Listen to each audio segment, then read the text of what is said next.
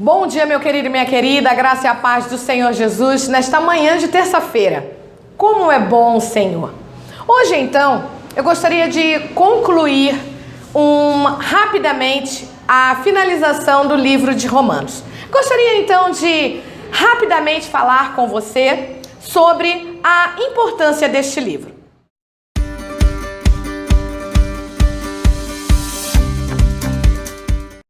Graças a Deus que o Senhor tem nos permitido vivenciar a semente da manhã.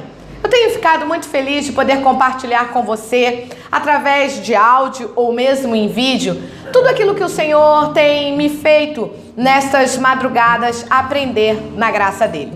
E por isso mesmo, neste dia, eu gostaria de compartilhar com você os grandes temas do livro de Romanos.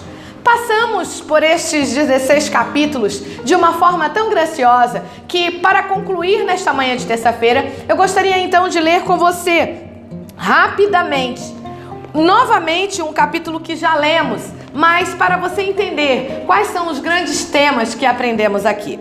Ora, o versículo 19 do capítulo 3 diz: nós sabemos que quantas coisas diz a lei. Ela diz os que estão debaixo da lei, para que toda boca se cale e todo mundo se torne culpado diante de Deus. Por isso, pelas obras da lei, nenhuma carne será justificada à sua vista, porque por meio da lei veio o conhecimento do pecado.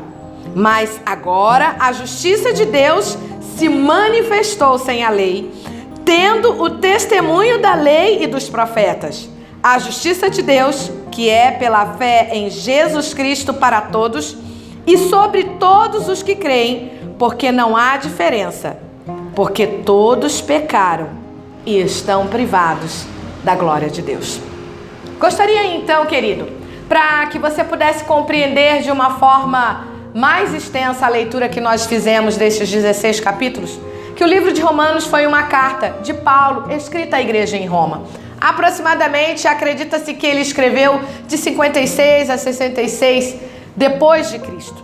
E esta carta, embora Paulo não tivesse visitado Roma, ele buscou trazer elementos importantes para que aquela comunidade pudesse entender o que ele estava transmitindo.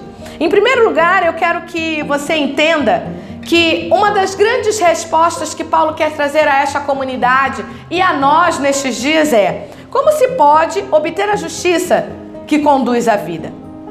A resposta está descrita nestas poucas palavras que eu li nestes versículos, que a justiça é feita pela fé, porque todos nós pecamos e estamos privados, destituídos da glória de Deus.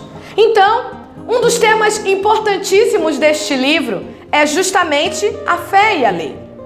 A lei nos conduzia ao pecado, porque ela em si não podia nos salvar. E por isto mesmo, então, Deus, com a sua glória, enviou Jesus para nos trazer salvação, porque Deus amou o mundo de tal maneira que deu o seu único Filho, para todo aquele que nele crer, não pereça, mas tenha o quê? Tenha a vida eterna. Este é o objetivo da fé, é te fazer ter a vida eterna, meu querido, porque a lei em si não pode te trazer. O segundo tema principal que nós podemos aprender neste livro é que a justificação das nossas vidas não é pelas nossas obras, não é porque somos bonitos ou porque temos os cabelos lisos, mas a justificação vem pela fé. Então eu quero que você entenda que é importante você alimentar a sua fé, porque a fé é a certeza. Se ela é a certeza, ela tem que ser alimentada todos os dias.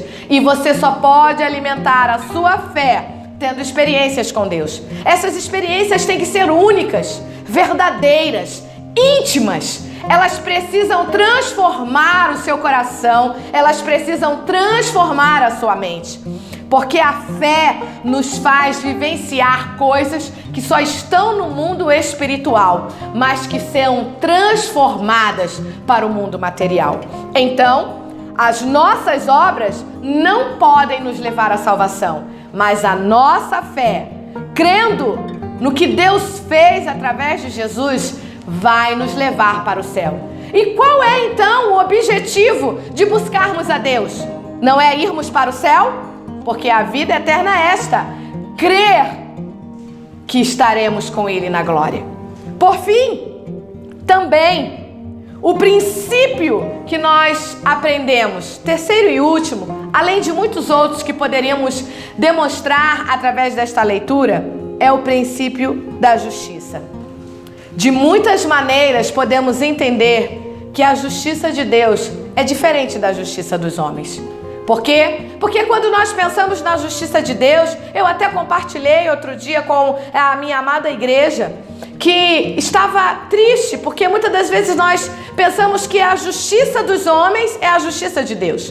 E quando nós a buscamos, muitas das vezes nos frustramos, porque não temos aquele resultado que esperamos ou desejamos. Mas a justiça de Deus é uma justiça, meu querido, que não nos deixa enganado, mas ela nos faz vencer o mal com o bem. Parece até antagônico, porque muitas das vezes, ao pensarmos em justiça, queremos que aquela pessoa sofra ou que aquela pessoa seja tomada por situações, e aí Deus vem nos dizer: deixa a ira, abandona o furor, ore por aquele que te persegue, o abençoe. E se ele pedir um prato de comida, se ele te pedir água, dê. Porque dessa forma você vai ajuntar sobre a sua cabeça brasas. É interessantíssimo que a justiça de Deus nos demonstra que nada irá nos afastar do seu amor, que nada vai nos impedir de vivenciarmos a sua graça, porque a justiça de Deus é diferente daquela que nós temos buscado. Ela é uma justiça que traz sobre nós paz.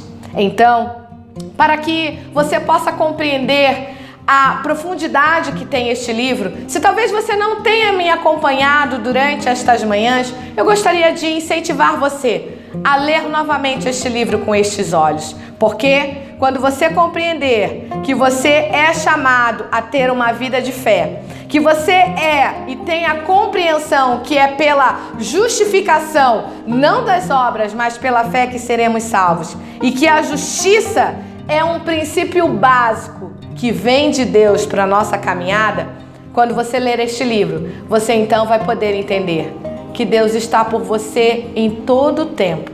E Ele é tão grande, tão imenso, que Ele fez um homem, há mais de 2000 anos atrás, escrever de uma forma tão íntima o que Deus revelou no seu coração. De perseguidor a perseguido, Ele pôde nos alcançar nos nossos dias, com temas tão atuais que nos faz compreender que, por mais que todos nós pecamos e estamos privados da glória de Deus, nós somos, para concluir, justificados livremente.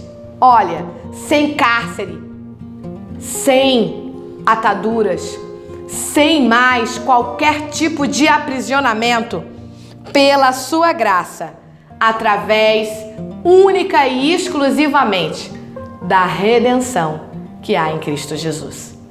Que o Senhor possa trazer ao seu coração a mesma alegria que eu sinto ao ler este versículo, que eu sou salva, que esta igreja é salva e que a sua vida, o seu lar é salvo, somente pela graça. E esta graça é a redenção que há em Cristo Jesus.